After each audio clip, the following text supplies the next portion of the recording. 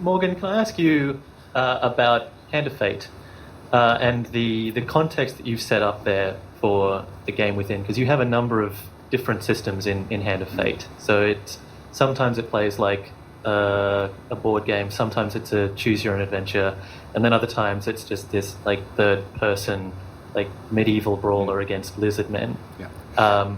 But you managed to create an interesting wrapper for this to contain all these ideas together. So where did they come from?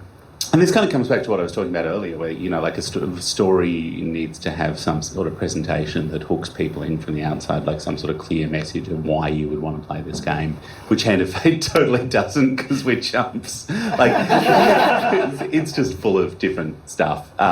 It's very hard to describe. It's a hybrid card game, board game, choose your own adventure, action RPG, Arkham-style combat. Character piece, really. Yeah, and the glue that binds. So a lot of our assets work across multiple different levels. So you might have a playing card that is part of the player's equipment, and then when the 3D action sequences happen, those cards fly into the world and land on the character and become real objects. So everything's done in this kind of 2D medieval woodcut style.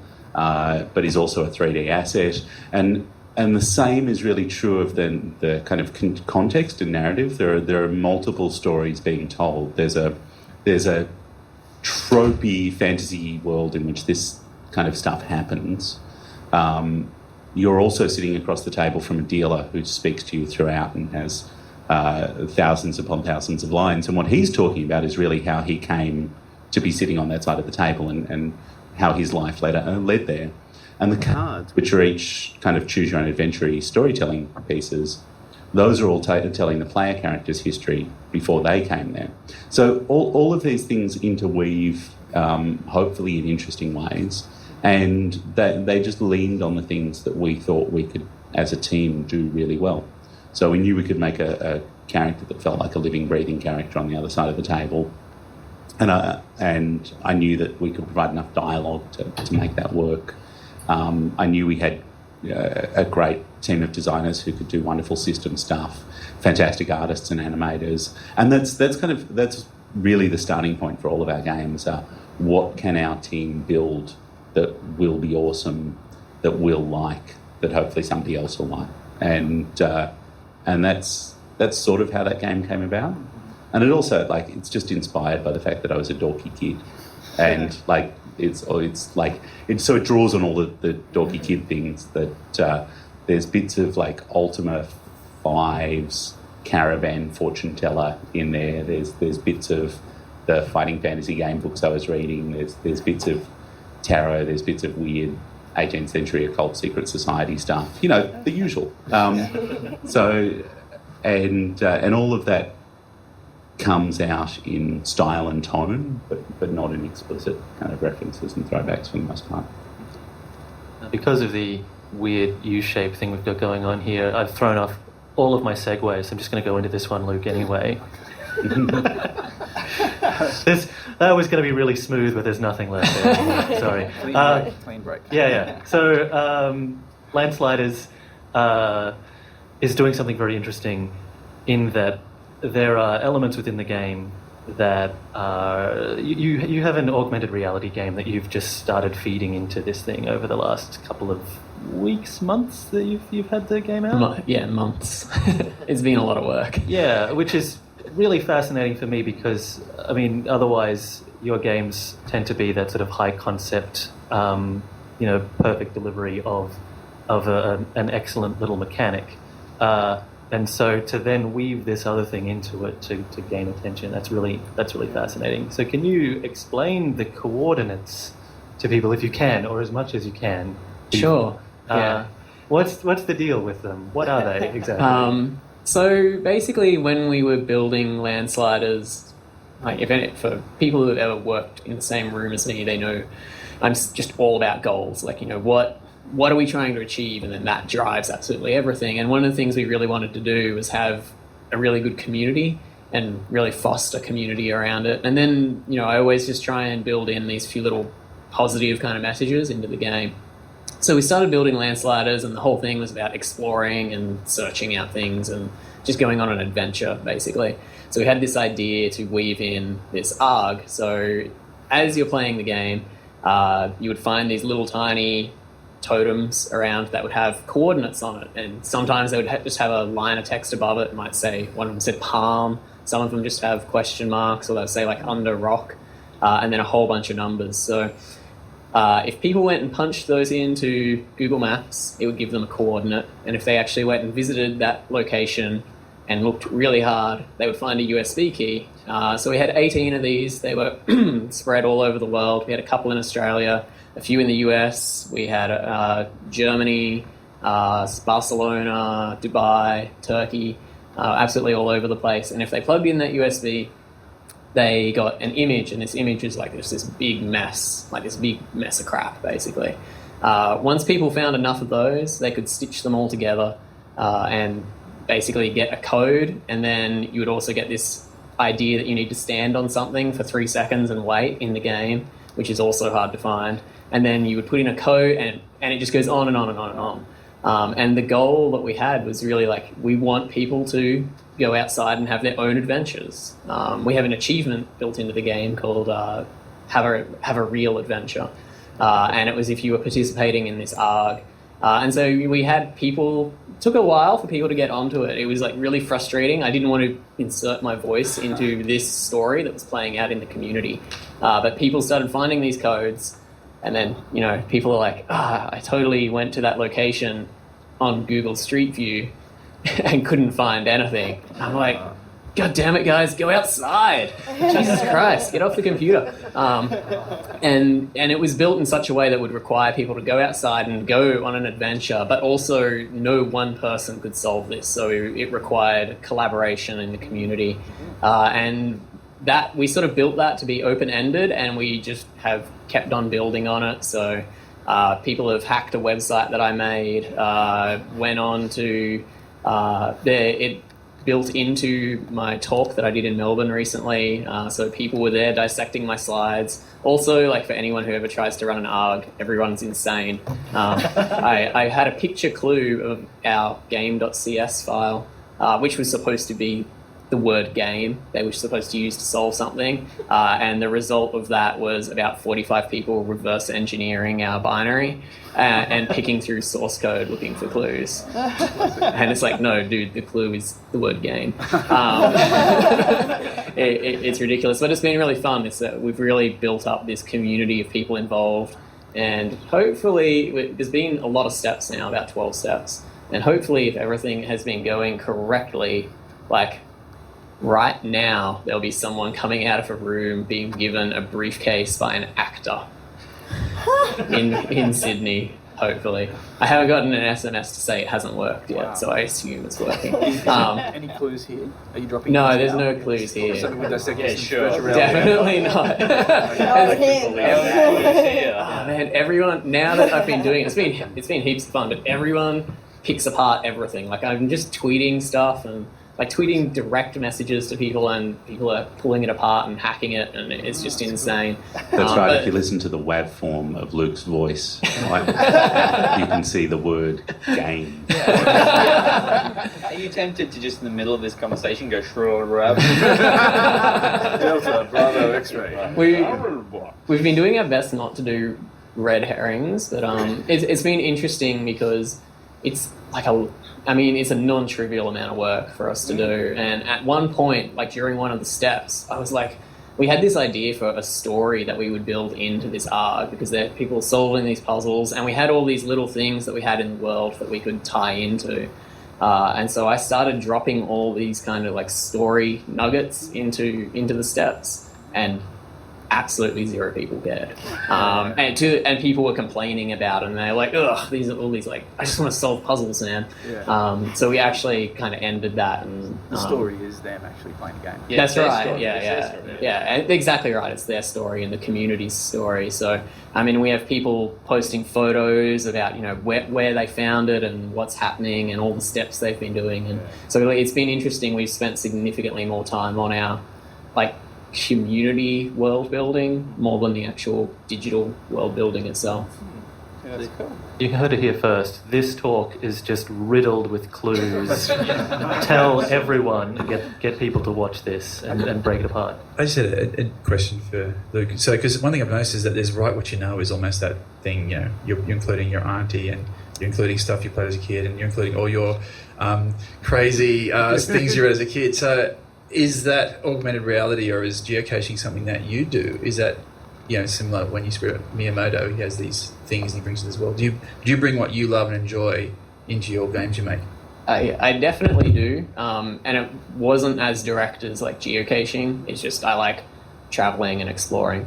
So I was like, more people should do that. Cool. I'm just pushing my own agenda. So yeah, I mean, I like to bring stuff in, but kind of tangentially into it. So when I did Fish Out of Water, that's because I like to go surfing. So it wasn't a game about surfing, it was a game about the weather. Yeah. And so it's this kind of like one step removed type thing. Yeah. That's cool. On the subject of pushing agendas, so if you've been paying attention to the screen, you will occasionally see a yellow tiger-like, wolf-like guy with a little bit of an attitude. So John, how important was it for you when you were at Krome to actually have an Australian developer have a game that's showing its own version of an Australian outback environment? No, that was really important for me back then, because prior to that, my games that I made were like Halloween Harry, set in like New York, and creating stuff that was very, you know, inspired by as a youngster, you know, stuff you see and watch on TV. So it was very American sort of culture. But one thing that was really annoying me was I kept seeing, I mentioned this to Dan the other day, was I saw like, you know, Crash Bandicoot would come out and they had Coco, his sister, and she had like, Crash, what are we going to do? Where's the candy? And it was an American accent. And I'm going, isn't this supposed to be an Australian character? So I felt kind of a little bit bad that we had almost some Americans were trying to take a bit of our culture and make it their own, which we do to them. We make Australian stories or stuff with American characters in it. But it was really important to create something that was Australian and be also as good as our goal was always, we thought we've got to be as good as Naughty Dog and you know, Insomniac, and we thought that was our target, Nintendo, whether we hit that or not, but we had that as our target and wanted to create an Australian voice. And it was really weird. I think, again, Dan might have found this unbelievable, that I wrote the script for Ty, and I based on people I knew and their voices, and their, like, as you'll know, some of the people that we worked with would say these things, and I got flack from people because I thought it was so over the top and so outrageous, and it was like, well, and others, and I remember TV, and it was it was a different thing altogether, but people just kind of didn't, thought it was too, I guess, parochial, but we were trying to be, we did push it up a little bit, but we were trying to make something that was Australian and fun, and we had this whole thing of this, you know, a lot of stuff's based on my background of, like, you know, Northern Rivers, growing up in New South Wales, and all the names and the character names and stuff like that. It was all drawn from being a country kid, and all of that was in the game. I think that's part of what makes it appealing, like on an international stage as well too. The broad draw, like it's like we do all live like neighbours, yes. But It's true. But it's exactly, you know, the international appeal, I think, comes from a lot of that. Exactly. Well, it was really weird because we actually had it coming out with EA before. Well, Steve Irwin was big in the US, and I wasn't aware of Steve Irwin, and that was probably an enabler to make it better or make it more successful with EA picking us up, because they were asking for more crocodiles, and I just couldn't kind of work out why. Like, why do you want more crocodiles? It's like weird, because we kind of went out and did animals and creatures that were not typically Australian, which is why we had a Tasmanian tiger, and we had frill-neck lizards, because I love all sorts of lizards that are native. So we had blue tongues and that sort of stuff, but they kept coming back for crocodiles. And we go, well, you can get crocodiles anywhere. But it kind of penny dropped when it was like, oh, it's the Croc Hunter and Steve Irwin. But so creating the character was fun, and I don't know whether Australians kind of don't like the idea of doing that or not. Maybe it's too, I don't know what you guys think. It'd be interesting what you guys think. Would you make an Australian character in Landsliders, or have you got? Oh, you have got some, I guess. You guys. Yeah, we have the koala. Gotta save this stuff for the Australia Day update, John. You're right. Live ops, you gotta be thinking. Yeah, I mean, it's interesting. I actually grew up sort of in the Northern Rivers as well. So, yeah, probably not far away from where John did. I like the idea of, that kind of Australian stuff, but I can't quite stand the really kitschy, sort of twangy, over-the-top kind of the cartoon version of Australia. Because even as someone who grew up like on a farm in the country, I find that stuff is just like way too much. And it doesn't really like accurately represent Australia for me. So I guess for me, I like kind of inserting some of that stuff, and we usually try to do things a little bit more kind of, I'm trying to think of the culturally vague, I guess, like so that it's not, it won't exclude anyone, and we just try and bring little bits and pieces in to expose people to it. But yeah. We've got like in ties like Julius Sumner Miller, and we've got a whole bunch of actors that I grew up with, which kids today wouldn't even get. But yeah, no, we've wanted to do exactly that, to make a game set in Australia, because Nicole grew up in a small town, and just it has a very unique architecture and look. Small country towns in Australia look like nowhere else, and the only game I've ever seen it in is Thai, actually. We actually use real reference. You guys modelled it off real colours that rainforests have. That's right, and then just the colour palette of Australia, it's got its own hues and everything. One of the interesting problems with doing that is because Australian history, particularly Australian rural history, is inherently racist. And so we're torn between, well, if we wanted to set a story or a game in a small country town, either we have to eliminate all Indigenous population and just not talk about it, which is kind of horrible. That's how they did it in Victoria. Yeah. Yeah, or you rewrite history and you have all these happy Indigenous families hanging out in this small country town, which is kind of disrespectful too, because it's like pretending these things didn't happen. And so it's almost like we'd love to do stories based on our culture, but we can't because it's kind of horrible. Is that almost a solved problem? Because Hollywood has done that. I mean, they've got Deep yeah, but South Hollywood's horrible. Yeah, I know, but we try to have ethics. There are a number of movies that have dealt with this in a way that kind of works. So is that something you could look at those things? Yeah, I think there's a solution there. It's just interesting. It's like if you're English, I'm really jealous of Terry Pratchett. I mean, he had it so easy. That's why it was so successful. Yes, I know he's passed away. I think they had slaves too.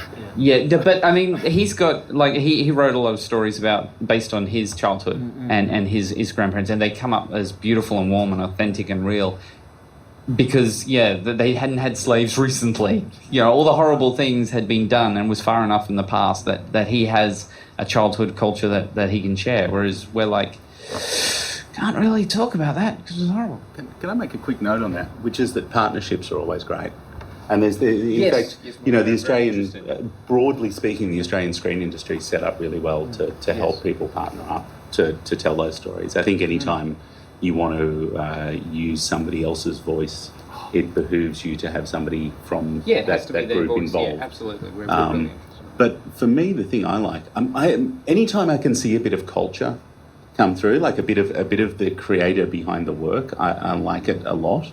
And it doesn't have to be in explicit ways. Like you look at Watch Dogs, which is full of Quebecois, heavily tattooed, patois-speaking Montreal chicks, and I worked at Ubisoft in Montreal. That's half the staff. And there's a good reason that character's in there. And you look at all the Assassin's Creed games, which have a games company that is Ubisoft, that it's set around the edges of those things. They're slightly on the nose if you know the company really well, but they also feel like you wouldn't get them out of the generic EA. Like EA spends so much time stripping away any identifier of creatives behind the scene or any personality or anything that's not 100% blanded for the broadest possible market. Which means anytime you catch a sniff of character, I really like it. BioWare are in Edmonton, where it gets really cold and snows all the time, and there's nothing to do in Edmonton, but they do have the biggest mall in North America. And if you play the first Mass Effect, it's just like walking around a big mall with enormous escalators everywhere, and you're like, this is these these people's culture coming through. It's a terrible culture, but the outside world is horrifying and wants to kill you, and that's kind of Mass Effect, because that's the horrors of Edmonton. But I love it. I love it. Anytime you feel like something was made somewhere by a person, I think that's great. So more of that, I'd like to see. So just a totally random aside, like when you were saying that, it totally reminds me of the prequel Star Wars movies, which are completely horrible, obviously, but that all of the stormtroopers have Kiwi accents, and I feel like that's just the best thing ever. Probably the best thing about the prequels, and almost like someone, no one told them. It's like and Halo has the Aussie, like Master Chief's not an Australian, but everybody, like all the grunts running along towards the front line are Aussies, and you're like, yep, good to see we're keeping the traditions alive even into the future. Into the breach, Aussies. I was going to make a comment about this Star Wars thing, because this is my thing about George Lucas and Star Wars. No, because I love the fact that bringing when you said bringing in your culture and things you see, and understanding there's a real creator's voice being told into this game or the story, and that works obviously in the opposite direction with episode 1, 2, and 3, which I think is all about taxation and treaties and boring stuff. Because George Lucas was going through a situation where he's being, he's suing Marin County about putting his getting rezoning done, and obviously that was on his head while he was writing the story, and it really shows. So he was being true to his authorial voice, but I don't think that necessarily is always a good thing. It's not super relatable at that point in time as a kid's adventure. Yeah, rich white billionaire problems. Yeah. That's what it's about. The other thing, just on that, I was giving John a hard time for Ty when I was playing it, because I just didn't understand what any character was saying, and I had to ask someone, what does safe as houses mean? Because I just never heard it. But then I saw the Croc Hunter when he was on TV, and I thought he was putting it on, and he was just legit. He's the most legit guy on the planet, and I'm like, okay, you are totally vindicated. People do talk like that; they do exist. So it's it's a really good point. And a good friend of mine, Pete Mullins, he used to say "beauty bottle of bonza," and so Ty says that because that's what he'd say all the time. We'd be working on a strip together for a picture magazine. So "beauty bottle of bonza," and us. Yeah, so I thought that goes in there. I know somebody who says that. We might move on now to the development culture of Brisbane and Australia, since that's part of the deal here. So, what is it, do you think, about Australia as a place for making games that's unique? What is it that Australia does that maybe the rest of the world doesn't do as well? What is it? What's our deal as Australian game makers? I'm going to start with Meg. She's right there. We have really good weather. That is true. And I'm not being sarcastic. European people often if you look at where the big companies were, if you're in Canada and you've moved from somewhere else, it's freezing. I think we have the ability to bring people from all over the world. And I'm only saying this from watching people.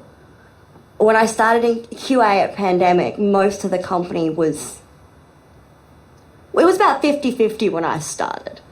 Australian, not Australian. And so many of those people never wanted to leave the country, even after going through everything that did happen. And it was always they wanted to create games here. They wanted to foster the development, the people. They wanted to come and join the party here. That sounded so terrible. But yeah, it's the culture itself, I think, as well, really draws people here. And even down in Melbourne, people want the weather to be like Brisbane. I know it sounds really weird, but so many people that I know have stuck around in Brisbane especially because it's a really nice place to live. Yeah. Quality of life, certainly, I think. But, to talk about what is it that Australia does differently, we're an appealing location. We have a very talented workforce.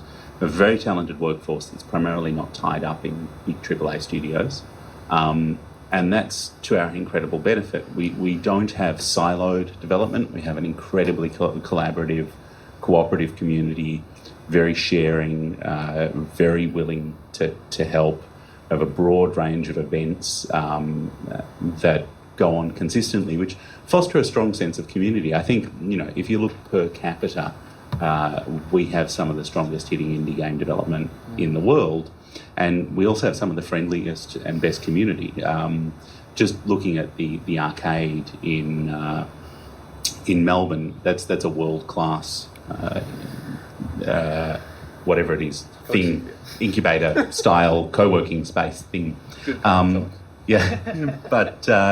But we do a lot in Australia. We punch above our weight, and I think that's a traditional part of like the Aussie values. If we're going to do something, we want to punch above our weight. It's not enough to play sports. We want to be great at sports. That's why we don't do winter sports, because we're not great at them. So fuck that, don't play. But if we're going to do it, we want to do it well. And on the game side, we're really well represented. And all of us are making international product for international markets. So I'm not competing with anybody in this room. And it just means, by contrast to when there's 2 AAA studios in town and they're hunting talent and they're trying to keep their secrets and make sure that they're ahead of the game. We step up the road anytime and have a chat with other developers and talk about what they're working on, ask for their input and their ideas. You're a bit far up the road.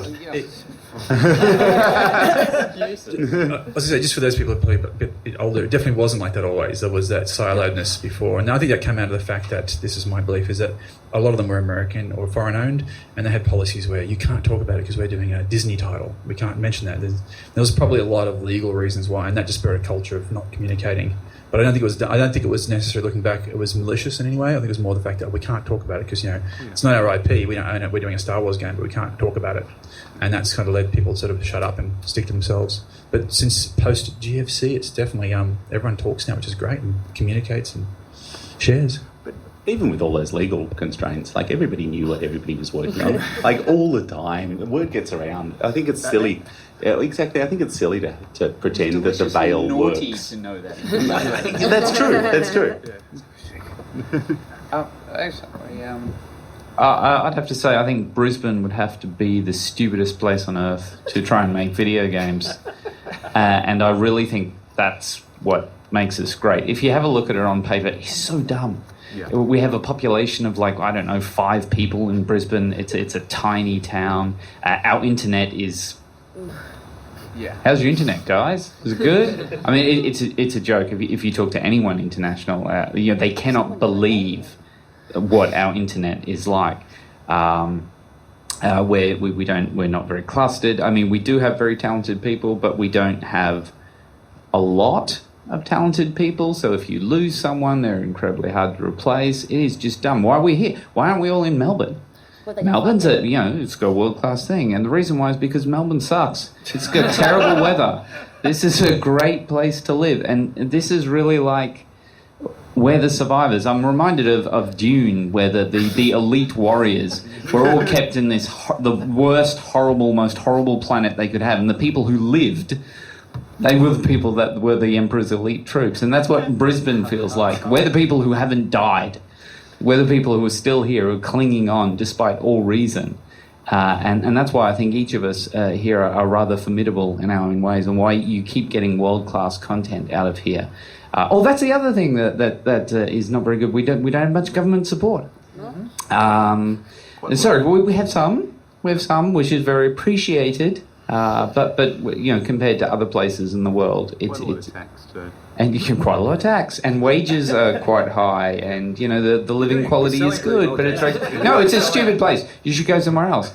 But I think if it became easier to make games here, I think our unique character and quality would actually be diminished. It's like you mean our garden of hardy cacti. Yeah, our garden. That's what I think we are. I think we're cacti. Whenever I think of Brisbane game development, I think of the middle of Australia being blasted by sun, but you have these animals that survive anyway. I'd love to hear from Luke why, because you got some support with Matt, who's based in Melbourne. Was there ever a come on down here and set up an arcade moment? Yeah, so almost every single person I went to uni with, or almost every person I've ever worked with in games, has moved to Melbourne. Because, just... They're weak. I like money. It's like simple economics. It's like make games here or make games and get money in Melbourne. And so there's a lot of strong drive to move down there. And, like when we were setting up, like that was a conversation we had to have, because you'd be crazy not to at least consider it. And you know, we have like immense frustration with the fact that, you know, Melbourne, so many people move to Melbourne. There's such like a massive pool of talent there as well, and you know, the Brisbane scene, I mean, up until at least recently, the last 18 months or so, wasn't that big. And I guess for us, we wanted to not, we were like frustrated with it, and then we realized we could go and do that too, and then we would not have helped at all. And so we deliberately stayed in Brisbane, even though it is objectively more difficult than Melbourne. Like I believe anyway, objectively more difficult. But we want to be part of that solution and not part of the problem. And that's one of the reasons we positioned ourselves like right in the CBD too, like as Brisbane as possible. That's where we want to be, and we want to be in that and help be a part of kind of the upcoming scene now, which is actually looking really good. Especially like, you know, just just very recently. But I mean, you know, we were lucky without getting like a seed round from Matt and Andy. Like we probably couldn't afford to work out. We would have probably moved to Melbourne so that we could get in on some of the project-based grants down there. Because I mean, you know, we can get some assistance here, but not compared to what you can get in Melbourne. It's crazy. So basically, there's an up yours culture. Yeah, that seems to be We're the gonna answer do to the it question. anyway. A defiant culture.